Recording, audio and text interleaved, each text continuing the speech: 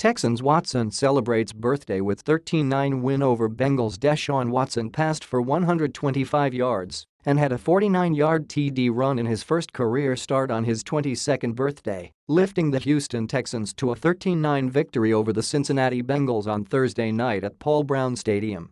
DeAndre Hopkins was targeted 13 times and had 7 catches for 73 yards for the Texans, 1-1, who avoided their first 0-2 start since 2015.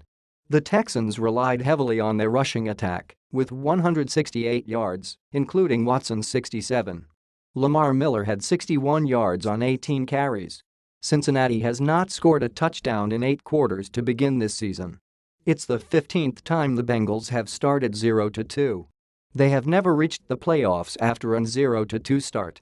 Cincinnati quarterback Andy Dalton was coming off one of the worst performances of his career in last week's 20-0 loss to the Baltimore Ravens with 4 interceptions.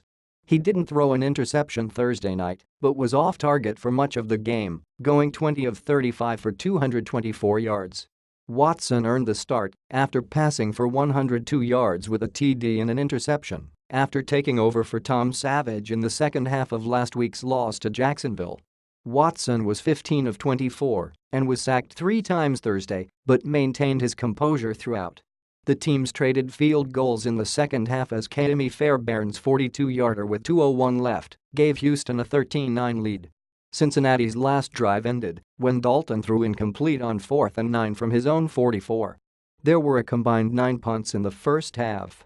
The first touch of Cincinnati wide receiver John Ross's NFL career was a 12-yard gain on an end-around, but he fumbled, and Jadeveon Clowney returned it 48 yards to the Bengals' 20-yard line. That led to a 26-yard field goal by Fairbairn to put Houston ahead 3-0.